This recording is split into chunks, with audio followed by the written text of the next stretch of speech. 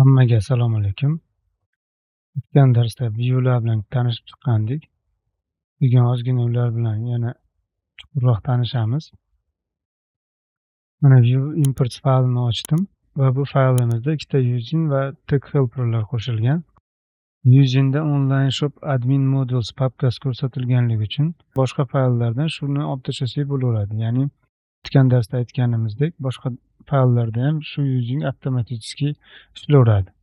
Hozir view papkasidagi product papkasidan create view'ni ochaman va unda modeldan ko'rsatilgan usingni olib tashlayman. Online shop admin modules.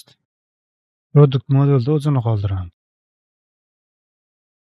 Delete faylida ham shunaqa qilamiz. Detailda ochamiz.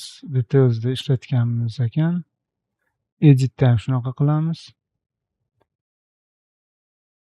Bir marta importsda using qilib olsak bo'ldi, boshqa view'larda kerak emas. View startni ko'rib chiqamiz.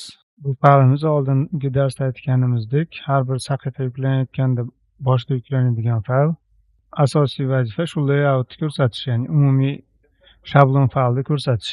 Bitta layout faylimiz ko'rsatilgan. Ctrl klik bilan layout yozuviga kirib shu faylga kiramiz. Layout faylimizni ochib olamiz.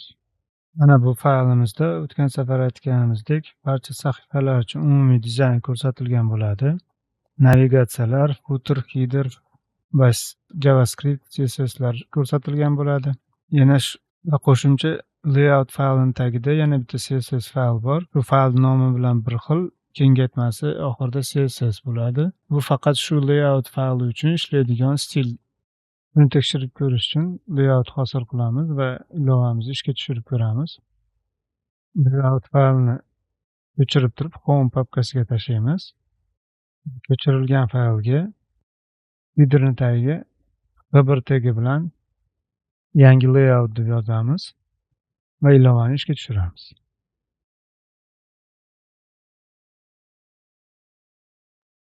Ilova ishga tushgandan keyin mana ko'rib turibmiz. Asosiy sahifada yangi layout ko'rinyapti. Ya'ni asosiy biz home ga ko'chirganimiz uchun asosiyda yangi layout yuklanyapti. Bu layout faqat home va privacy view'larda ishlaydi. Qolganlarga kirib ko'ramiz. Masalan, mahsulotlarga yoki yangi hosil qilib ko'rsak, eski layoutimiz yuklanadi. Asosiy sahifaga o'tib turib, shu sahifani kodini ko'ramiz. O'ng tugmani ezib, "Рассмотреть kod" deb va istochnikiga kirib, eng pastidan online shop admin CSS fayli bo'ladi. Buni ochib ko'ramiz. Bu fayl alohida view fayllarga tegishli CSS fayl. Ya'ni e'tibor bersangiz, ana brand klassiga e'tibor bersangiz, CSS fayl bilan solishtirsak, tarkibi bir xil. Unda klassning nomiga qo'shimcha avtomatik generatsiya qilingan identifikator qo'shilib qolgan. Bu identifikator loyiha qurilganda avtomatik yaratiladi va qo'llaniladi. Buni CSS izolyatsiyasi deydi. Ya'ni stil faqat o'zining view yoki layout faylida ishlaydi. Mana view'lar haqida qisqacha ma'lumotga ega bo'ldik. Keyingi darsimizda shu view'larga chiroy bag'ishlaymiz. Ya'ni birorta bootstrap temani qo'shib olamiz. Bugunga hozircha shu. Keyingi darslarda ko'rishguncha, xayr, sog' bo'ling.